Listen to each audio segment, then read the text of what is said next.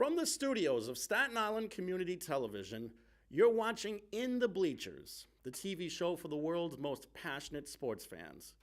Hello, everyone. I'm Jaime Hixson, joined by a good friend of mine on the phone. The hardest, baddest, still sexiest man on cable access TV. Yours truly, Hector Bosa. That's right. I am the man with the plan. I'm too sweet to do anything wrong. I love sweet and sour, but they can't, and I have all the power. But you got to admit, Jamie, that there's not that much sports going on right now because hockey just finished. Actually, it's almost finished, but they're going to the finals right now. But you're not hearing much of it. They're not getting too much press. I wonder if it's because the Rangers or the Islanders are not in it. Neither are the Devils. And the Devils too. So every Ranger fan's worst nightmare is the fact that the Bruins are in the finals. Yeah, and it's heartening, but the best team did win. But has there been any controversy in games lately with those series? Game 3 of the Western Conference Finals had a major controversy because it was obvious that a goal was scored thanks to a hand pass.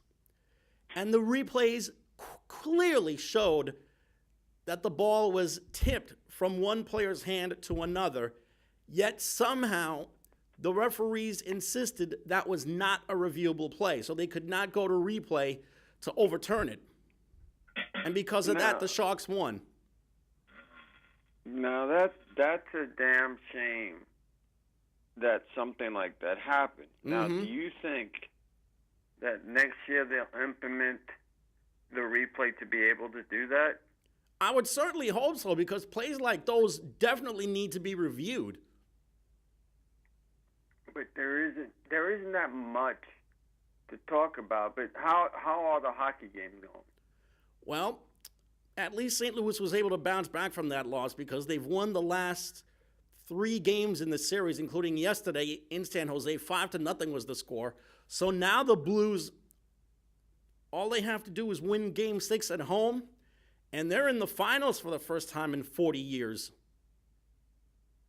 45 to 50 years, I should say. And who do you think has the best shot right now? Right now, Boston is the better team against either one of those squads.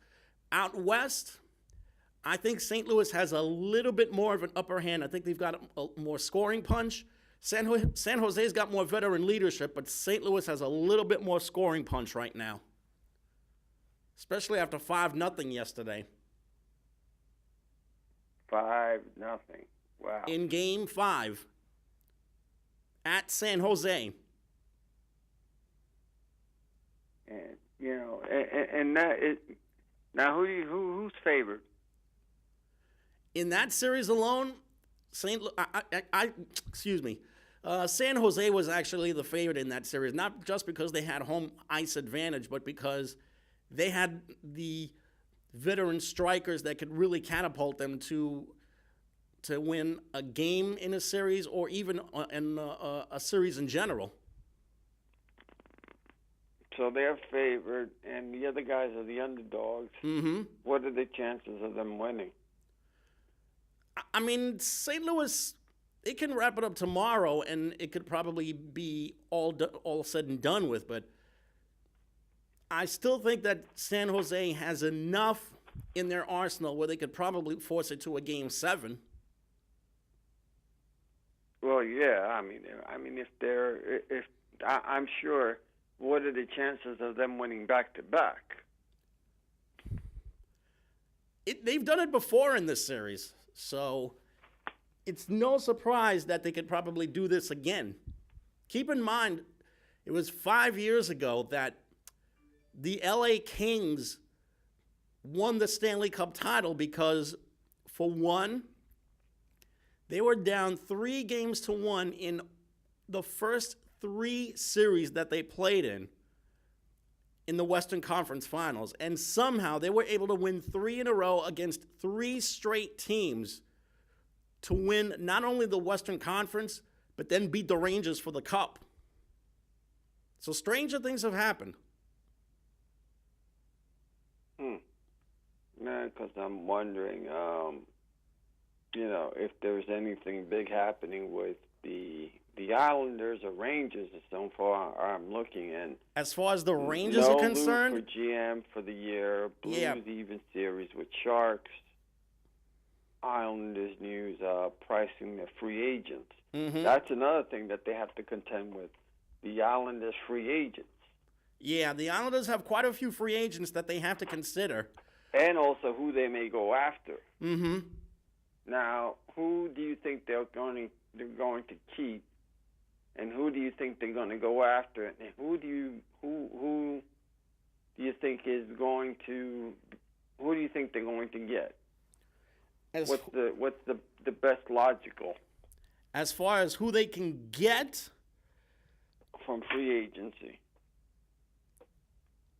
Well, you name it, and they could probably make their choice of guys that they could hand What pick. is their want?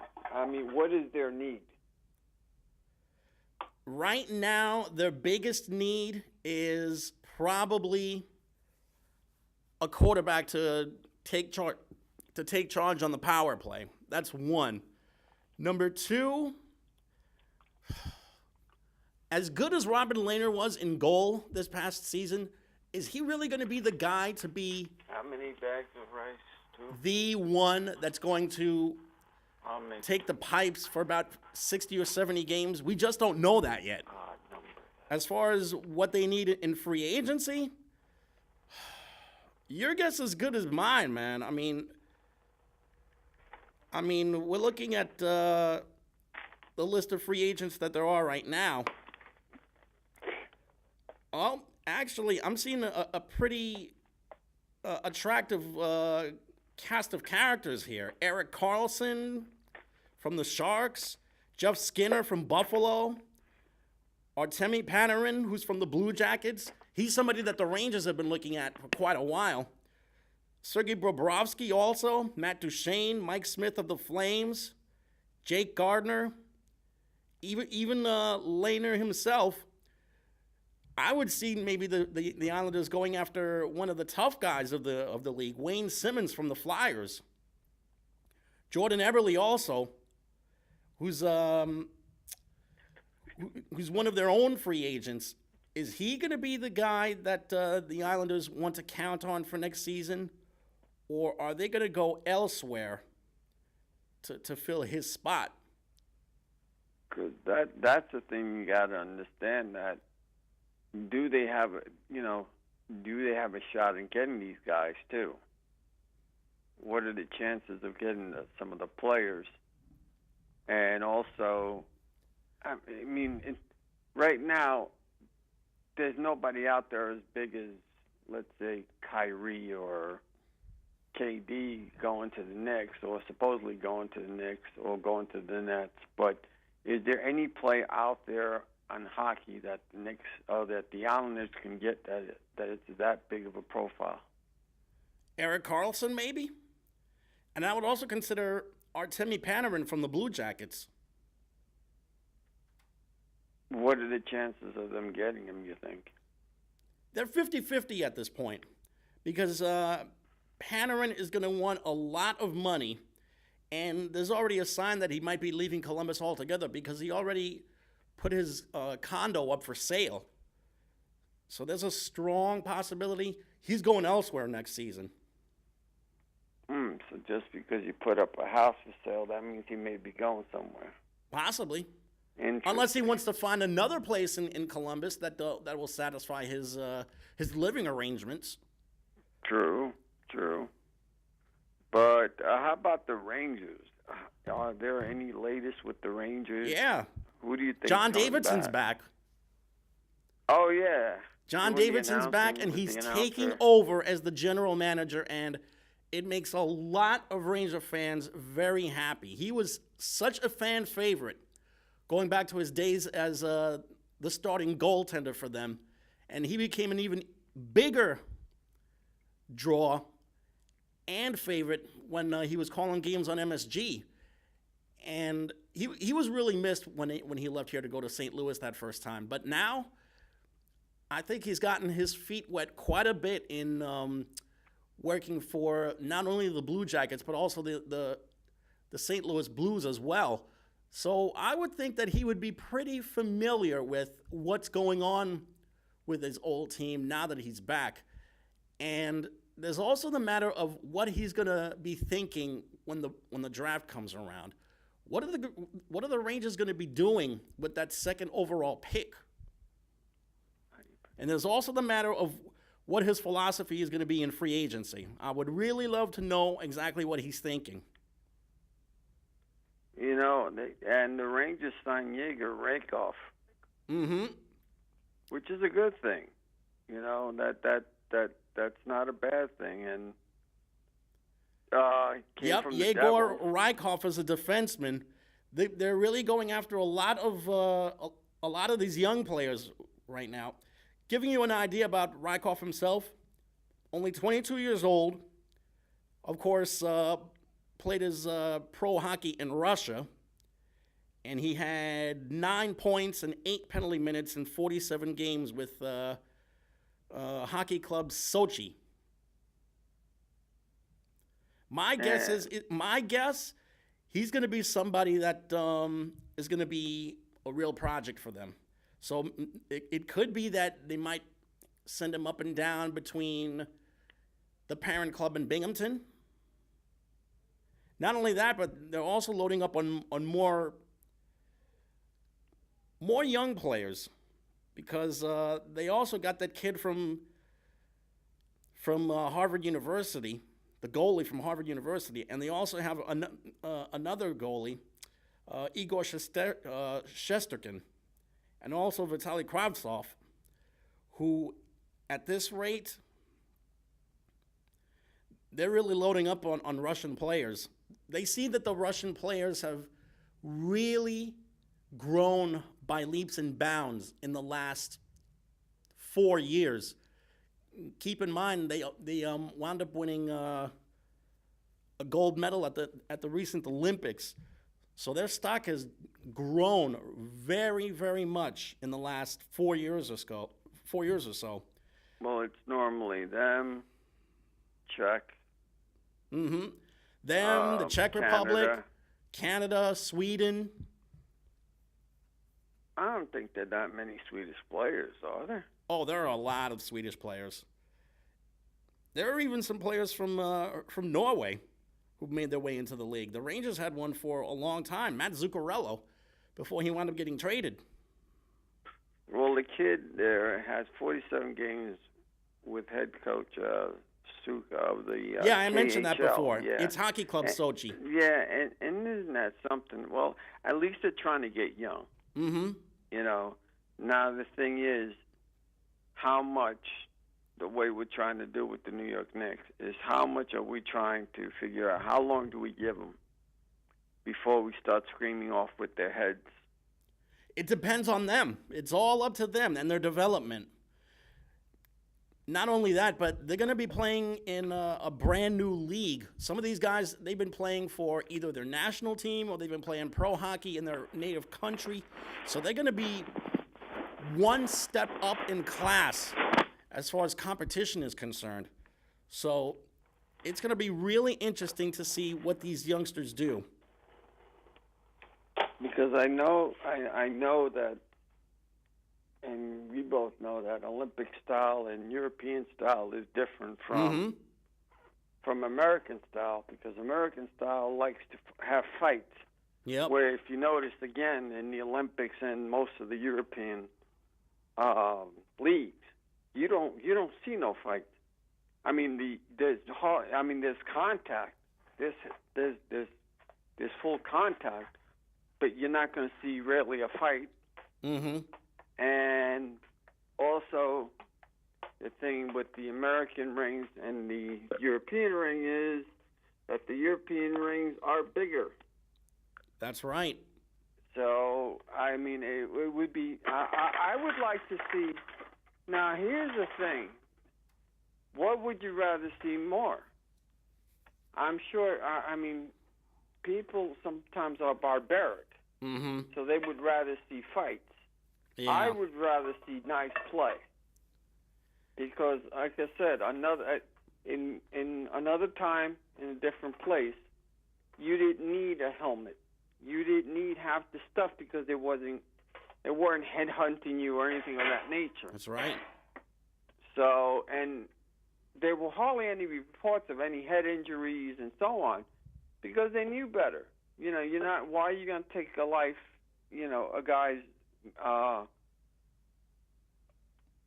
guy's way of making money for his family or for himself? Why would you do that? Mm-hmm. But even in baseball, in most sports, if you notice, ever since they gotten the equipment, that's when they become more dangerous. That's right. Now, it's good to be, if you're not going to headhunt and so forth, you want to brush back a guy, okay, fine, but don't go headhunting. And don't go headhunting. That's ridiculous. But it's not always headhunting, though. Sometimes they'll clip a guy in the hip, clip a guy in the knee, and a lot of debilitating injuries make their way from there. Yeah, exactly. So, but like I said, if you go back, unless they doctored up the information, you don't see that there were major injuries. I mean, you see people getting hit once in a while in the head with a baseball, but there weren't. It was far few in between because they weren't trying to hurt you, except for one or two players. Yep. But I forgot the guy's name. What's his name played him? The guy from The Fugitive, the one that was after. Oh, you mean Tommy Lee Jones and Tommy Harrison Lee Jones? Ford? He played a baseball player. It's funny you mention that because Tommy Lee Jones had the lead role in the biopic about Ty Cobb many years ago. Yeah, that's why he played the ball player, and he spiked his shoes, to try to hurt people and so on. So, how are you going to do that again? But he was a damn good ball player. I don't think is he in the in the Hall of Fame? Yes, he is. No, right? He is in the Hall of Fame. Oh, he is? Yes, he is. Oh, in fact, I think he's in the first class of players in the Hall of Fame, along with the Babe. Wow. That's something. Yep. And, that's another thing. I mean, I like I said, I don't know what was more pure. They still say that the college games are more pure than the major league games, but to each his own. But the Devils, are they planning to do anything since they got rid of this kid, and where do you see them headed? That's a really good question. I have the question. You have the answers. Well, the only bright side to the Devils' plans right now is the fact that they have the first overall pick, which means they're going to have dibs on the kid from Team USA, Jack Hughes, who's already played really good hockey for them at the World Championships. Now, does having the first pick mean a lot now since they don't go into the league right away? Or because they have to go through development? I mean, there hasn't been that many people that I've known that have gone. It still does mean a lot because a lot of these kids usually take about another year or two in order to develop. And once they really show that they're ready, they'll be either brought up to the minor leagues, because a lot of these kids, especially the ones from Canada, if they're playing junior level hockey and they get drafted, they'll still be property of the team, yet they'll still have to report to their junior hockey league team. Yeah, that's what I'm saying. There's hardly any player that I've heard of that goes directly from point A to point B, right to the majors. The only one that I can think of is Gretzky, and he started his career when he was 17. But that was a long time ago. Yeah, there's far few in between, Sidney people. Crosby, too. He got drafted by the Penguins, and he was only 18 when he was drafted, and he started immediately. And don't forget, well, I don't know, I think Guy Lafleur. Was he the last person not to play without a helmet? Yeah, I think he was the last person to play one without a of the helmet. last players to play the game really old school without a helmet. Yeah, Guy Lafleur. Guy or Guy Lafleur. Guy Lafleur. Guy Lafleur.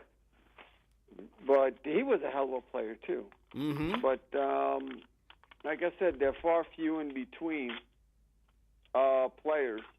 And it's a shame that the Rangers got him when he was more in his downside. Yeah. And while Messier, he contributed. Mm-hmm. He contributed more than what's his name? Yeah. But it was something. At least still hockey was still good, but at least they were trying. They were trying to. I don't know if they were just trying to build up revenue and so on. But all in all,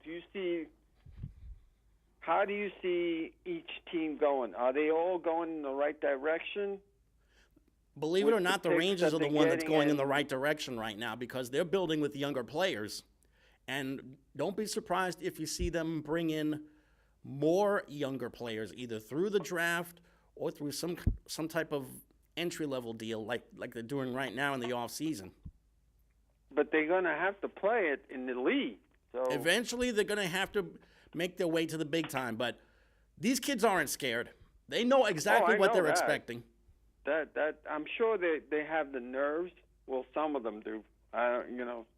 They would say that the Russian guys wouldn't be scared. They'd be scared of getting roasted in their country if they don't play good, like in Cuba with some of the Iranian soccer players. If they didn't play well, they get tortured. Yeah, according to some of the reports I used to hear. Mm-hmm. But at least over here, you're not going to get tortured and so on. Which league do you think is run the best? Which league is run the best? Which league do you think is run the best that both GM and the organization? You mean which teams are run by the athletes? Which teams are run the best in a particular league? Not which team. Which organization between baseball, football, basketball, hockey, and so on? Which team? That's a great question because each team has a franchise that's been really down in the dumps for the longest time. I mean, you look at it case by case. In the NBA, you got the Warriors, the Celtics, who are the cream of the crop in the NBA. After that, I want to say the Rockets, but their salary cap is just bloated to no means. Other than that, the Sixers have done a renaissance in the NHL. The St. Louis Blues have always been very, very well run. I would say maybe the Boston Bruins, another team that's run well. Would you say that Penguins, the Capitals, they're run well also. So you would say that hockey is more predominantly run better than football, baseball, and soccer and all them? I think hockey and baseball both have the luxury of the international game to get them by in a particular season. But as far as who runs it better, that's a tough question. This is a really tough question because you really have to take it one league at a time, one team at a time. You have to take into consideration of the fact that what players are in the right. Mm-hmm. And also, for instance, in basketball, I think the players run the league more than the coaches and the GMs do. Oh, the players definitely run the league in the NBA. The same can be said for Major League Baseball, too. Major League Baseball's got the most powerful union in sports. They still have the strongest union in the league. Just put it this way. Major League Baseball is the only sport, the only league that has not had a work stoppage in the last almost 25 years. Baseball. Major League Baseball. They have not had a work stoppage since they decided to get back to work in 1995. Well, don't count your chickens before they hatch, because right now they're coming up to their contract's up. Sorry about that. Do you see them, if they go on strike, do you see them trying to get scrub players again? If they do, that would be beyond foolish. If I'm the general managers and owners of these leagues, why not just go with certain kids from the farm system, like what the Dodgers did? The Dodgers used all players from A-ball and Double-A. They got away fine, and there was no talk of any scrubs. Too. What's that? I think they were in first place too. Yeah, they were. You know, the only good thing that came about is it was the split season, and secondly, which was also cool to me, was you got to see different players. Yeah. And out of nowhere, there were some superstars that would never have gotten a chance. Mm-hmm. So, you know, tit for tat, you don't want to break the union, but some people got to feed their families. And That's they exactly want to see right. if they can get a shot. Mm-hmm. Now, I wonder if they got reprimanded for breaking the line. They probably did. And they had to earn the trust of the players back in the locker room. Because I remember certain ball players breaking. Like I said, the baseball union is a very strong union. Mm-hmm. Very strong. Yep. Basketball, nah, they're not. I don't think they're that strong. Football, no. I don't think their union is that strong. What union? Yeah, exactly. I mean, the owners practically made the players cease their union to exist. And there's still the issue of what's going to happen next year, because there was some talk that maybe next year would be a possible work stoppage. Well, that's the only way to hit them in the pocket. Yeah. But going back to happier times, I'd like to know, and that, do I do it right? Yeah, I did it right. I wanted to know, and that is, we talked about hockey. Is there anything happening on Staten Island that we should know about, that you know? Well, the Staten Island Yankees are going to start their season next month. That's one thing that's happening right now. I should try out. I really should try out when they do the walk-ons. Do they still have walk-ons? I would guess so. You and got they would also clout. have possible tryouts. You got clout. Give me a possible tryout. They would never even so much as let you in the dugout, man. You've never seen me play ball. I use my back quite well. Look at all the women that I have. Oh, yeah. Give me a break. No, I'm a good ball player. Yeah, I would have to get in baseball shape, but I'm damn good. But here's something. The Yankees are doing well. They're playing with well. What they have. Mm-hmm. They're playing well, yet they're still losing guys left and right in their roster. Who's the latest victim? Masahiro Tanaka, Dylan Betances, James Paxton all have their maladies right now. Let's see. Paxton's coming back this week. And Tanaka, he had to leave his start 2 days ago because of soreness. Yeah, because he got hit. That's right. He got hit in the foot by a line drive. So he couldn't finish the inning. But It's funny because you said this year that, if they lose some of these guys, that they wouldn't be able to make it. And somehow Brian Cashman is looking like the best guru in the world of baseball. This is why he's had a job for more than 20 years. Especially with the same team. Especially with the same team. He started as an intern with the Yankees, and he paid a lot of dues to get to where he is now.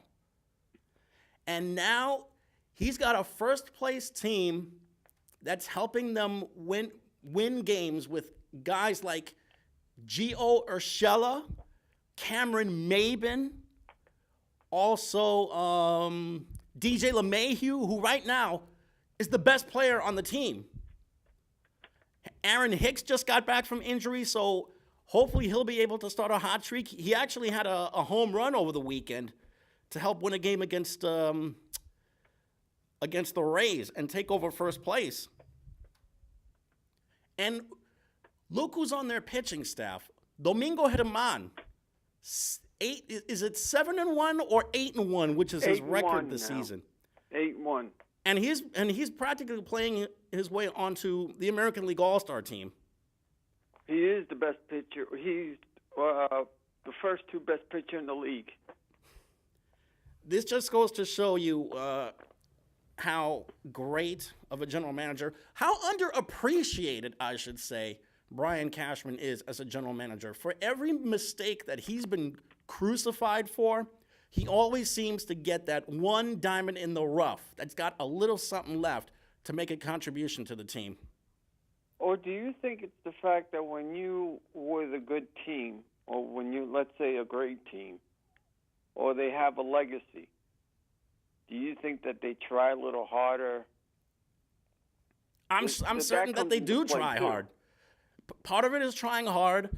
Part of it is just getting a new lease on life in a new place. Another part of it is having a really, really good hitting instructor like Marcus Timms to show these guys the ropes. You really think that helps? Because a lot of times, they say, a hitting instructor is not worth a dime sometimes. Once in a while, they're good for something, but I don't know if they're really that important. Well, here's an idea. DJ LeMahieu was a 276 hitter last year, which is solid. Yeah. His average this year is 312. And what about Gio Urshela? Gio Urshela was practically fighting for his baseball life when he was in the minor leagues elsewhere a year ago. Now look at him. Urshela is a 343 hitter. He's the Yankees' leading hitter right now. And when the other guys come back, what are you going to do with these guys? Do you still keep them in? That's or do a you try great to question. Implement the other guys at the same time and try to blend in, and whoever's the hottest hitter, that's who you bring in. If I had to guess, well, one spot is certain. DJ LeMahieu is probably going to be the everyday third baseman once Didi Gregorius returns to play shortstop. As far as the other guys, I think they would make some really attractive options on the bench.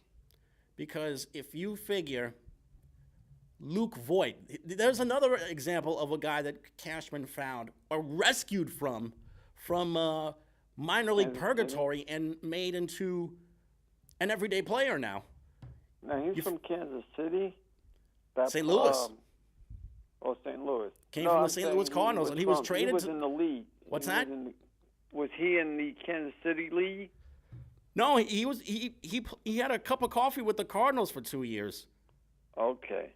And then he got traded to the Yankees, and then all of a sudden, he starts hammering the ball to all parts of the field. His ability to go to the opposite way has been very, very impressive. Plus, he's a strong, powerfully built guy, so he's able to muscle a lot of moonshots out of the park. some of these guys are actually coming back too. Yeah. From what I understand, is Dylan doing, Betances is rehab. what's that?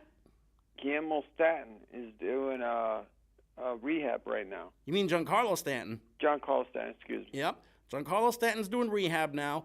Didi Gregorius is playing in minor league games. Oh, in extended spring, I should say. And Dylan Betances, he was throwing off a flat ground just recently. There's also the matter of what's going to be with Aaron Judge. We haven't heard anything about him. Let me ask you, you said about all the great things that Cashman's done. What has been his bad points? 2 words. Kevin Brown. Explain to the people what. The Yankees wound up acquiring Kevin Brown in a trade from the San Diego Padres, I think it was, before the 2004 season. He lasted 1 year with the Yankees, won 10 games, and his claim to fame was being all and out destroyed by the Red Sox in that 7th game 15 years ago when the Red Sox made their comeback and beat the Yanks to win the pennant. Now, one of the worst pitching performances ever made. And that's not all. Do I also have to remind you of Javier Vasquez and Jarrett Wright? And that's just a tip of the iceberg of all the mistakes that he's made. And they were ready to get rid of him at some point. They called us off for his head a couple of times. And lucky the Steinbrenners have, the new Steinbrenners have patience. The Steinbrenner sons, I think they've calmed down a bit. Yeah, I think Hal was the one that was going off, or the other brother. I forgot which one was always in the newspaper. You mean and Hank? You don't hear him. Yeah, Hank. And you don't hear him anymore. Yeah, Hank is the more loud of the 2 brothers. Hal, I can say, is a little bit more reserved and more mild-mannered, although he will give his 2 cents worth when he's doing an interview. Well, yeah, he is more George-like. Hank is more George-like. George Steinbrenner-like. Although the way that they've been running the franchise, they seem to have a little bit more of a different philosophy than their father did. Their father would fire a manager after less than a year. Yeah. I mean, look what he did with poor Billy Martin, firing him 5 different times. But he was a loyalist. Give Steinbrenner the devil his due. As much as a screw up he was a loyalist. He was very loyal to you. Once you became his friend and his because although you're firing Billy Martin, but you're actually bringing him back. Why are you bringing him back? If that's loyalty. To me, that's loyalty or stupidity, one or the other. I think it's a combination of both. You know, you have in the organization something very prideful, and that's what I'm saying. When you play for a team, the Lakers used to have it. Now they don't have it anymore. They don't have that thing that they used to have. Not with Dr. Buss gone. The Knicks used to have that, oh, man, the prestige of playing in MSG. Now, not that much, really. And you have certain organizations that have that, like the Dodgers. The Dodgers have that clout. But all in all, one day, next week, we'll go down each team of baseball, hopefully, and we'll figure out who's doing what. But now, on the other side of the island are poor Mets. Oh, brother. Do we bring back Mickey Callaway? Don't you miss Mickey Callaway? Let me put it this way. I know that Brody Van Wagenen wants to give him this vote of confidence, and I can get that, but Mickey Callaway has stubbed his toe from one end to the next with every single managing blunder that he has made with this team.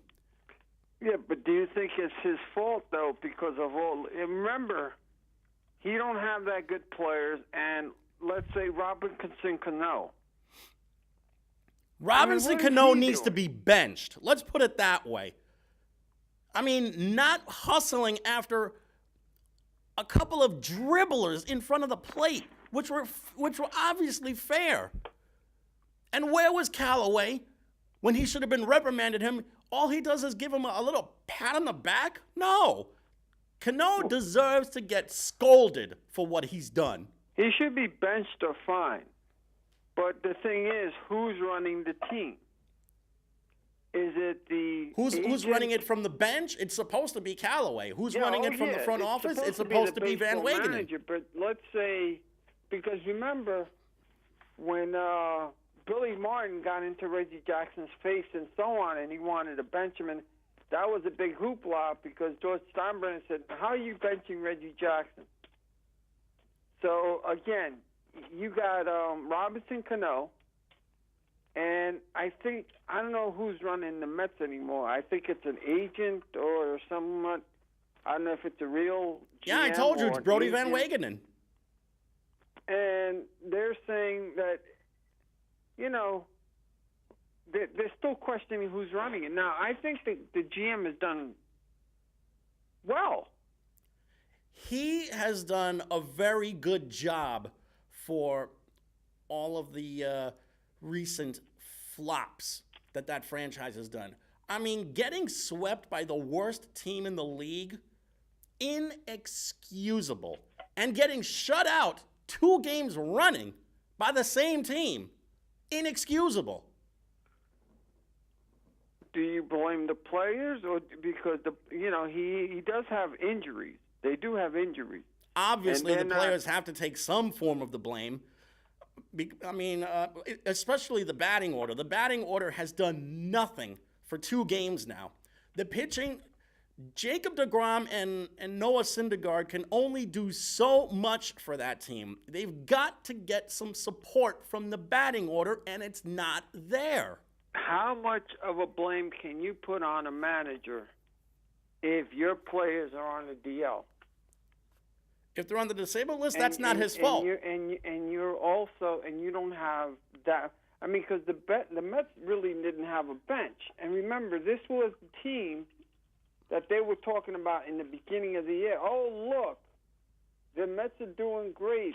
Why aren't the Yankees following suit? Now you're not hearing that anymore. No, it's the other way around. On the other foot again. And it seems like the Mets are always the butt of the jokes. What is it about the Mets that they're not hiring managers that manage, or is it the front office that want to manage? And they're using Mickey Callaway and the guy before him, puppets. The problem is, I hate to say this, but the problem might be the Wilpon family. I think they might be a little bit too stern when it comes to deferring some kind of responsibilities to the general manager or the team president or the vice president of player operations.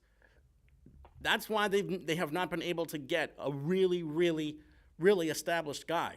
I mean, give them credit for giving Brody Van Wagenen his first shot as a general manager after working for years as an agent.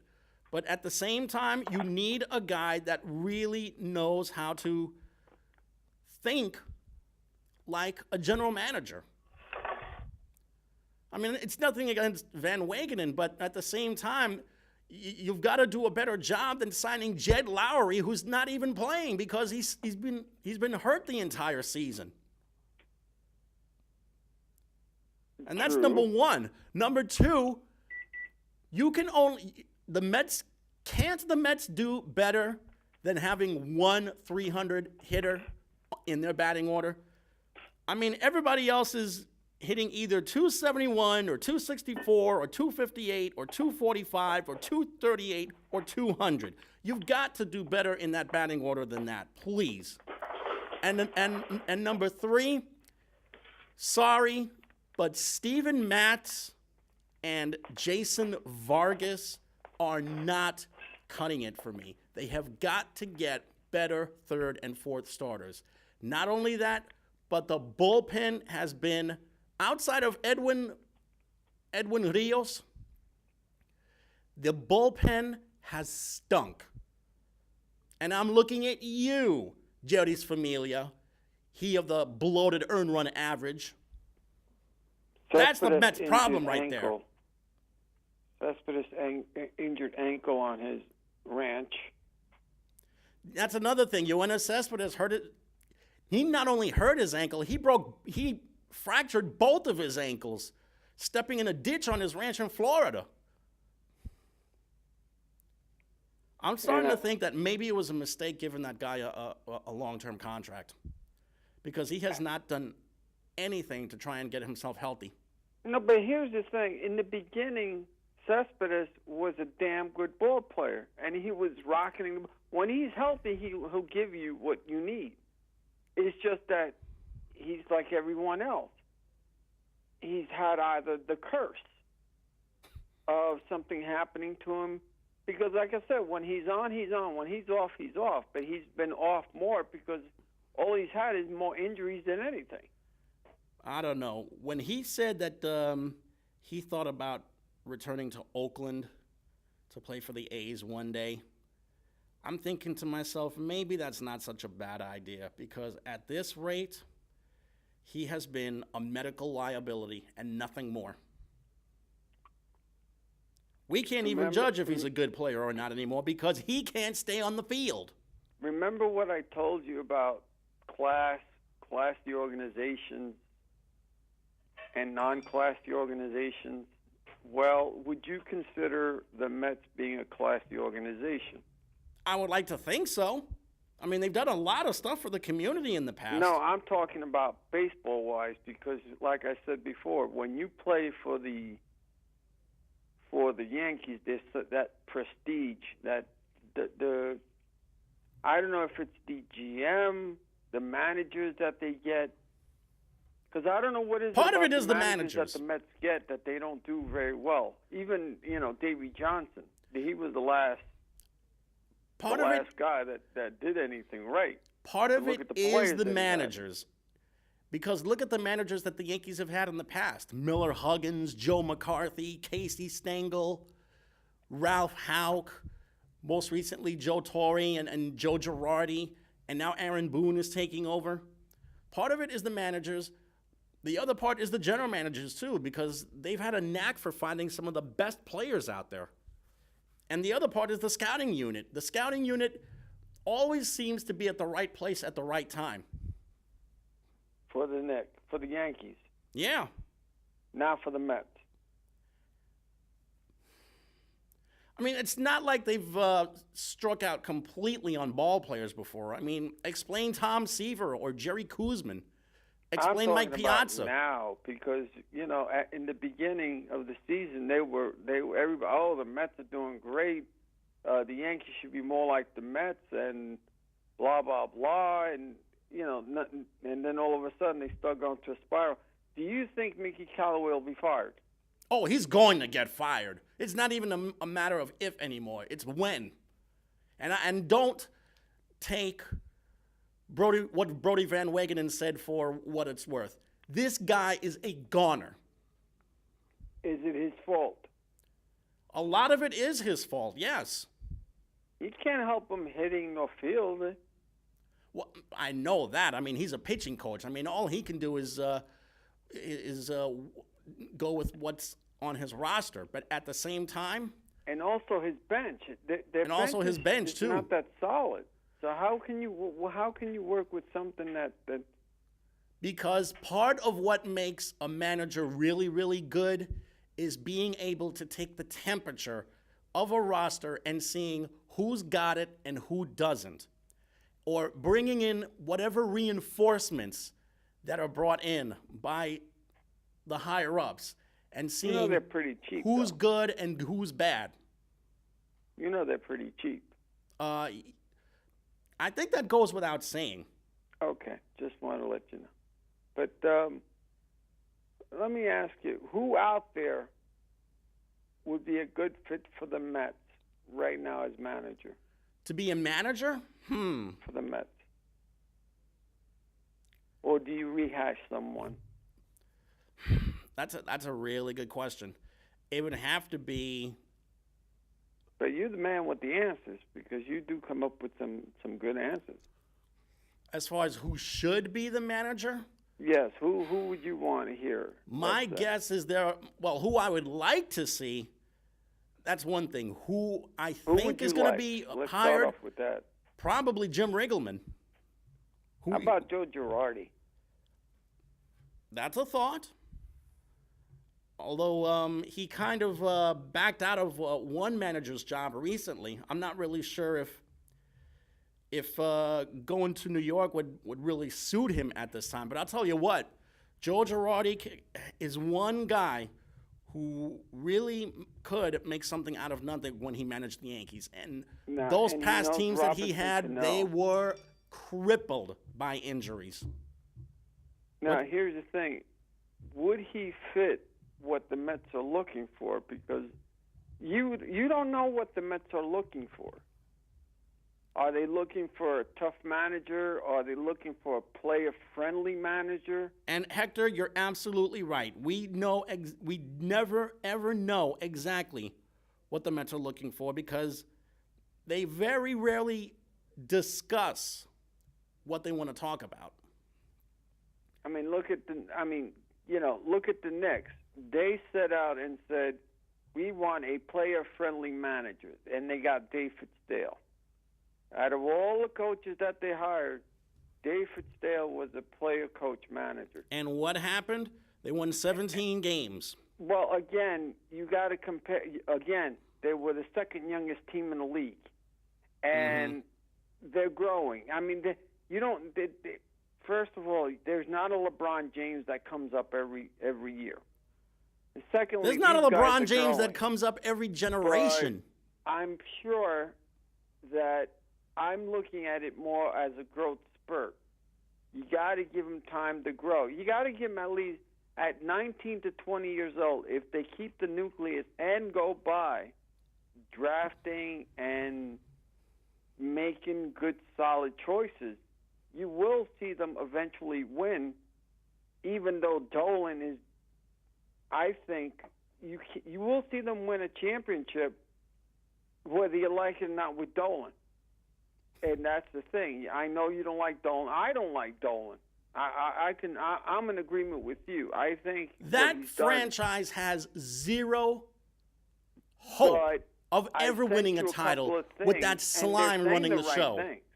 I've sent you a couple, and they say in the right things. They're saying, like we're trying to create a better work environment, blah, blah, blah. Oh, please. They're not trying to create a better work environment. I mean, it's the same work environment. You have to tell them.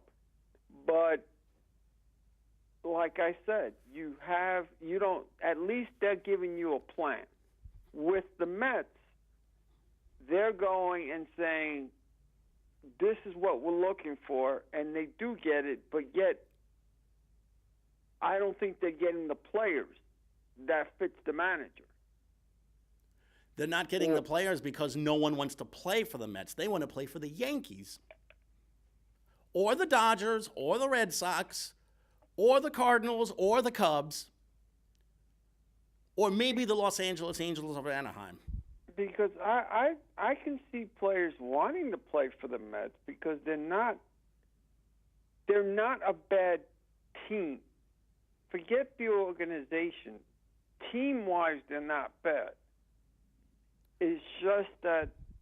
Hector, I hate to tell you this, but I don't see one single superstar that would ever fathom wanting to play home games at Citi Field.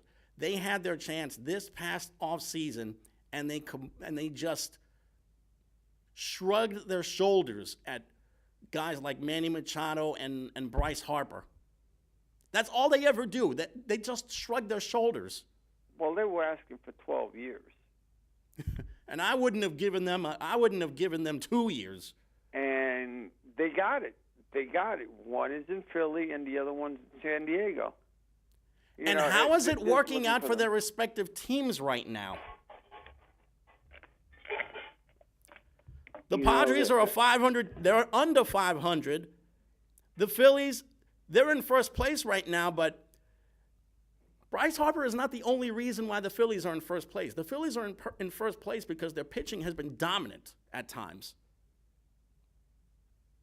Switching that for a moment, the basketball game, what are you thinking of them, and who do you think is going to make, who's the next two, the last two? I'm telling you, this is Golden State's Western Conference to win or lose.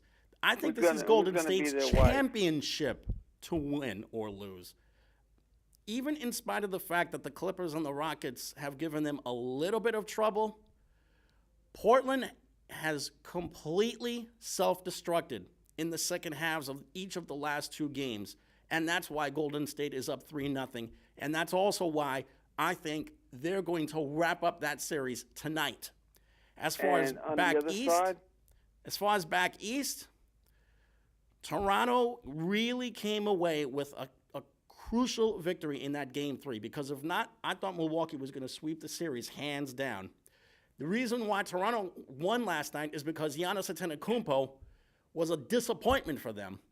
It took Malcolm Brogdon to save that team, and Malcolm Brogdon wound up getting himself hurt again.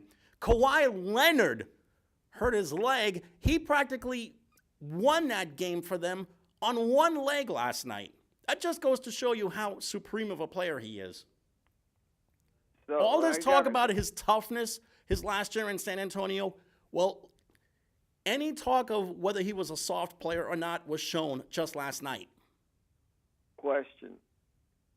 If the Knicks tried to get AD and you have to match his salary or try to give up enough people, would you try to gut half the team? You would have to give up Knox, Barrett, or the other guy. The first, you mean the number one draft pick? Yeah, I think the Knicks are going to have to give up more than just one I'm hoping first-round pick just to make a deal there.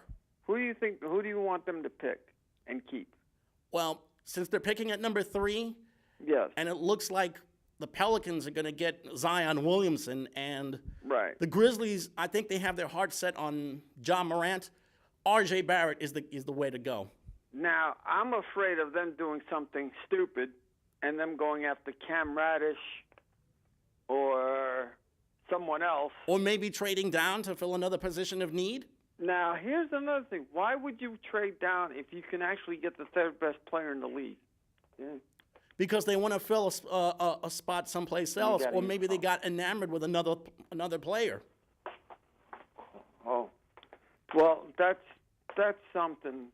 That's something. But I just don't know. But and that's the thing. You get AD, you have to gut the team.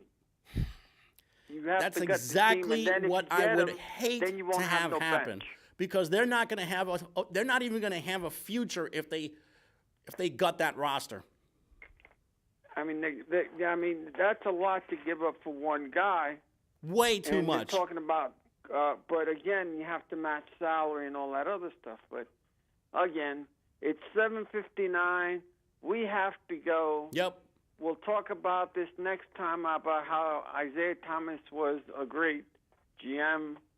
No, he was not. Talent. And how the Knicks should do well by getting KD and so forth this year. Whatever, man. Hopefully.